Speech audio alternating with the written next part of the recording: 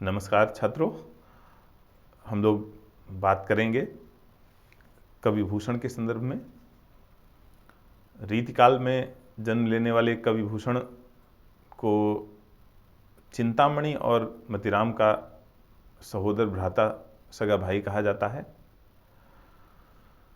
भूषण का जो कथानक है, भूषण का जो रस है, वो रीतिकाल से एकदम भिन्न है।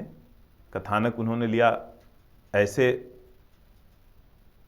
राजाओं को, ऐसे आश्रयदाताओं को जो सचमुच वीर थे, और साथ ही भारतवर्ष में उस समय जो औरंगजेब का अत्याचार चल रहा था, जो हिंदू सनातन धर्म के प्रति उसका दमनकारी माइंडसेट जिसको कहते हैं, एक दमनकारी मूड था, और जो लगातार मंदिरों को और जातीय अस्मिता को समाप्त करने का प्रयास कर रहा था, उसके विरोध में जिन राजाओं ने खड़े होने का साहस किया, उसका विरोध किया और लगातार उसे परेशान किया, उनमें से छत्रपति शिवाजी और दूसरा बुंदेला राजा जिन्हें महाराजा की उपाधि मिली थी, महाराजा छत्रसाल, इन दो को उन्होंने अपने कथानक का आधार बनाया और वीर रस की कविताएं लिखी।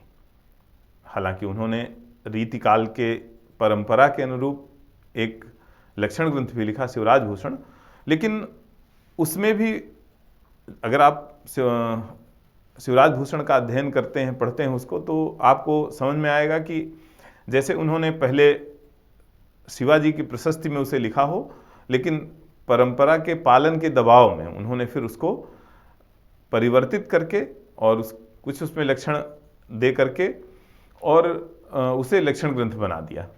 कुछ ग्रंथ और जो उनके नाम से प्रसिद्ध हैं, जो मिलते नहीं हैं, भूषण हजारा, भूषण उल्लास, भूषण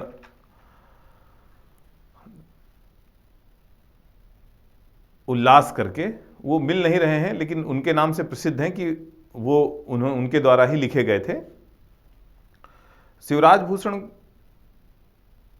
के बाद जो दो अन्य रचनाएं हैं, वो दोनों राज प्रशस्ति हैं, लेकिन राज प्रशस्ति इस अर्थ में हम उन्हें नहीं कह सकते, क्योंकि उन्होंने ऐसे लोगों का, वो एक जो रामचंद्र शुक्ल ने उनके संबंध में लिखा है कि वो राज प्रशस्ति खुशामद नहीं है, वो जैसे हृदय के उद्गार हों। जब आप किसी कायर को वीर कहते हैं तो ये खुशामद है, लेकिन अगर आप वीर को वीर कहते हैं तो इसको खुशामद की दृष्टि से नहीं देखा जाता, न ही ये खुशामद है। शिवराज भूषण में उन्होंने कुछ नई मान्यताएं डालने का भी प्रयास किया। जैसे उन्होंने 5 शब्दालंकारों के साथ साथ लगभग 100 अलंकारों का वर्णन उसमें किया है। 2 नए अलंकार उन्होंने लिखे, सामान्य विशेष और भाविक छवि, लेकिन इन सबको पढ़ने पे ये नहीं समझ में आता कि उसमें कोई मौलिकता है। बस ऐसा लगता है कि जैसे लिखना था इसलिए उन्होंने लिख दिया।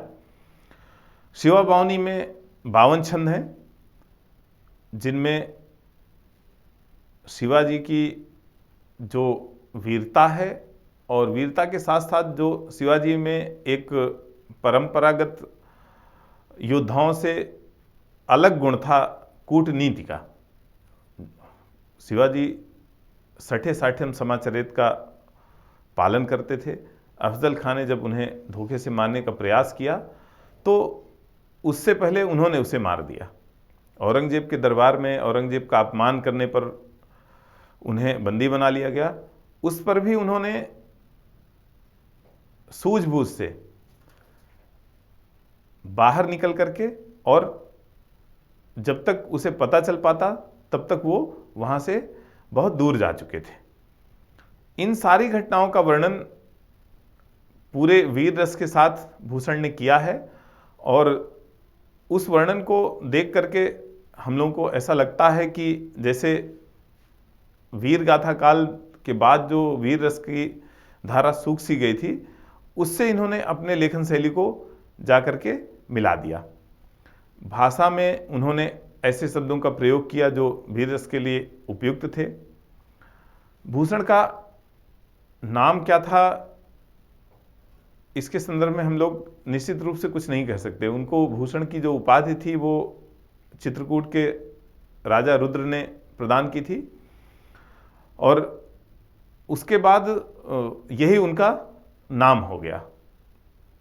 चित्रकूट के बाद भूषण ने लगभग पूरे भारतवर्ष में भ्रमण किया और यह सुनिश्चित किया कि कौन से वो योद्धा हैं जो भारतीय अस्मिता की रक्षा कर सकते हैं। मुझे उनके दरबार में रहना है और उन्हें एक कवि का जो कर्म है, कवि का जो सबसे अच्छा कर्म है कि उनको प्रेरित करना कि वो भारतवर्ष की, भारतीय राष्ट्रवाद की स्थापना करें और भारतवर्ष की रक्षा करें। धन्यवाद।